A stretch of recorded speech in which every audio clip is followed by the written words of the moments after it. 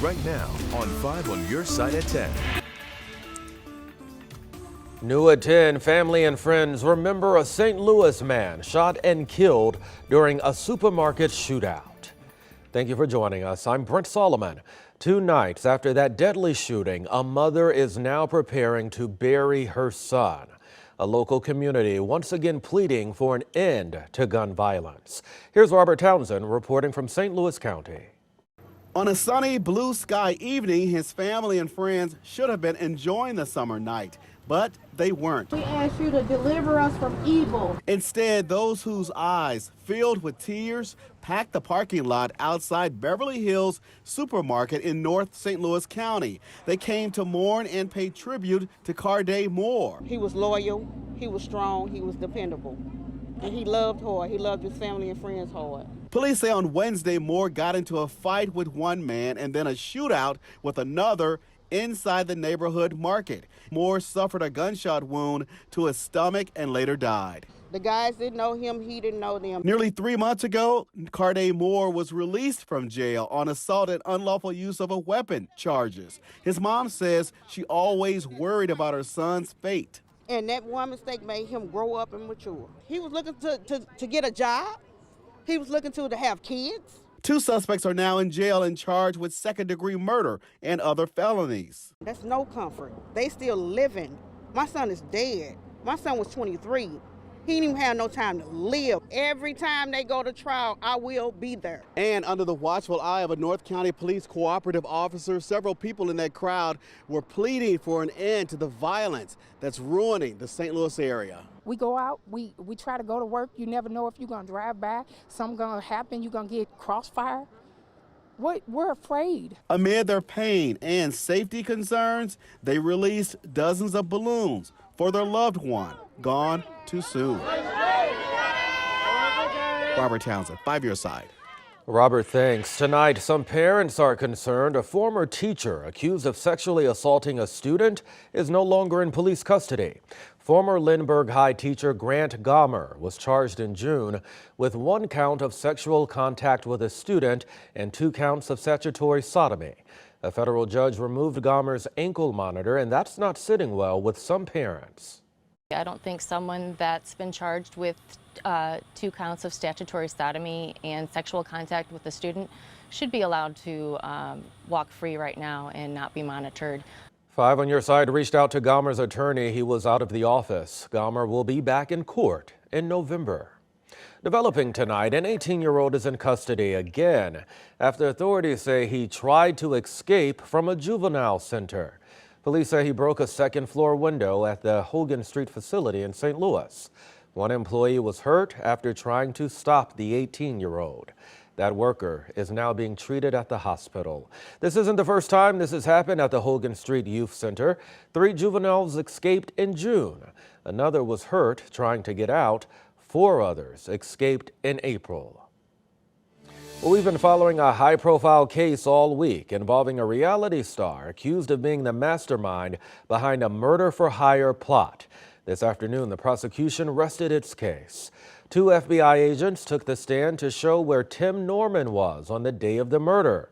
He's known from the reality show Welcome to Sweetie Pies. Travel records showed Norman flew from California to St. Louis, but he allegedly told his attorney he was in California. The defense also brought its first witness. Court is scheduled to resume Monday. Despite the efforts against it, Missouri voters will have a chance to legalize recreational marijuana this November. Recently, a lawsuit was filed attempting to remove the initiative from the ballot. Well, today a Missouri judge ruled that the woman suing didn't prove she's a Missouri resident, which would have been required for her lawsuit to move forward. Car thefts involving Kias and Hyundais are still on the rise. According to the St. Louis Police Department, the city has now surpassed the number of car thefts for all of last year. As of today, nearly 4,300 cars were reported stolen. About half of those are Hyundais and Kias, and that's 179 more cars than the total stolen last year. The North County Police Cooperative is helping drivers protect their cars. This afternoon, officers gave out free steering wheel clubs to Kia and Hyundai drivers. The giveaway took place at James McGee Park. Drivers were able to receive that theft protection club on a first-come, first-served basis. For the stick, because I understand that they don't have it for the safety of my Ion. So I came out here to get this so I make sure my car is secured. These clubs secure the steering wheel of any car. Police say they help prevent thieves from breaking in.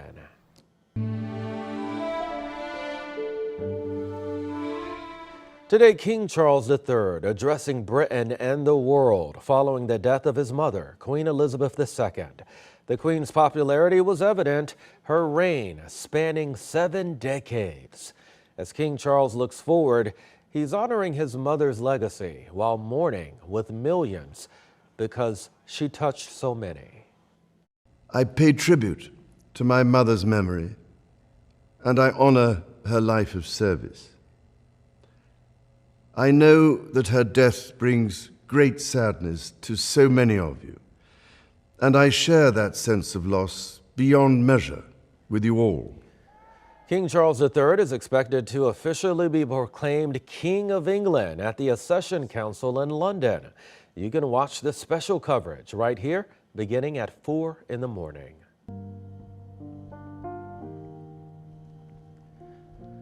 This weekend marks 21 years since the tragic terrorist attack on the World Trade Center. Today, retired Fire Department Chief Dan Daly paid a visit to Scott Air Force Base for a remembrance ceremony. Daly was a first responder to Ground Zero on the day of the attack. 343 firefighters died, including his lifelong friend. Today, Daly shared some of his firsthand experiences from that tragic day. When I stepped off the bus, everything was covered by a thick coating of dust. And it felt like after a snowfall, there was almost a quiet to it. But everybody was covered by dust as well and blood, and they were still headed north. Daly and his crew spent countless days on site helping with cleanup and rescue efforts. He received the New York State Senate Liberty Medal for his service. Today, a first responder trailblazer is ending her career. Battalion Chief Bethany Green retires after 35 years with the St. Louis Fire Department. Green is one of the first 5 women to join the department back in 1987.